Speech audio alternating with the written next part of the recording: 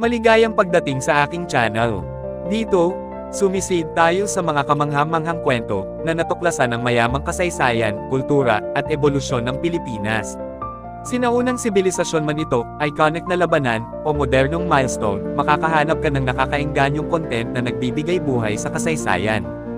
Tuklasin natin ang nakaraan at tuklasin kung paano nito hinuhubog ang ating kasalukuyan at hinaharap.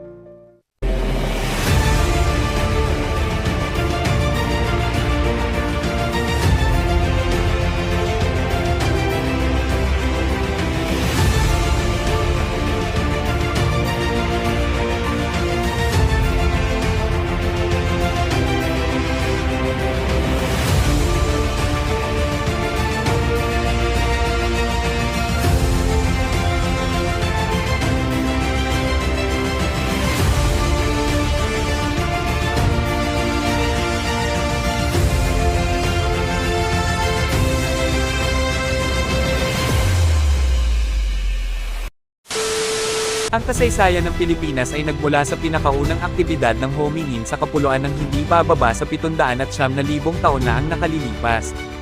Ang Homo luzonensis, isang uri ng mga sinaunang tao, ay naroroon sa isla ng Luzon ng hindi bababa sa 134,000 taon na ang nakalilipas. Ang pinakaunang kilalang anatomical na modernong tao ay mula sa Tabon Cave sa Palawan na may dating mga 47,000 taon.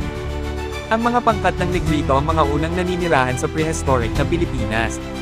Pagsapit ng mga 3,000 BC, ang mga naglalayag na Austronesian, na bumubuo sa karamihan ng kasalukuyang populasyon, ay lumipat sa timog mula sa Taiwan. Sa pamamagitan ng 2000 BCE ang kapuluan ay ang pinakabuo ng isang transoceanic Philippine Jade culture.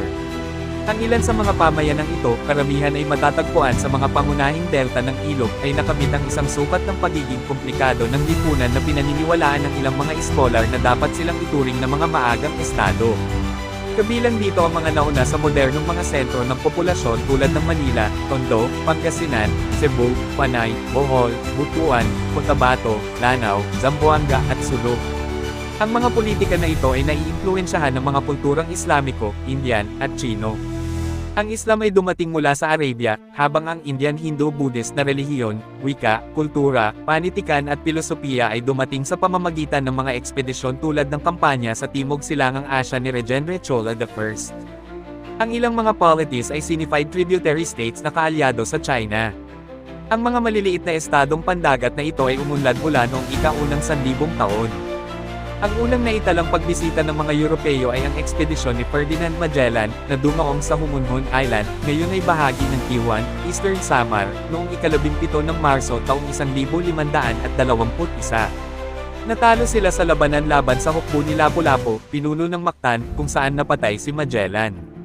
Nagsimula ang Pilipinas ng Kastila sa pagpapalawak ng Bagong Espanya sa Pasipiko at ang pagdating ng ekspedisyon ni Miguel Lopez de Legazpi noong ika-13 ng Pebrero taong 1565 mula sa Mexico.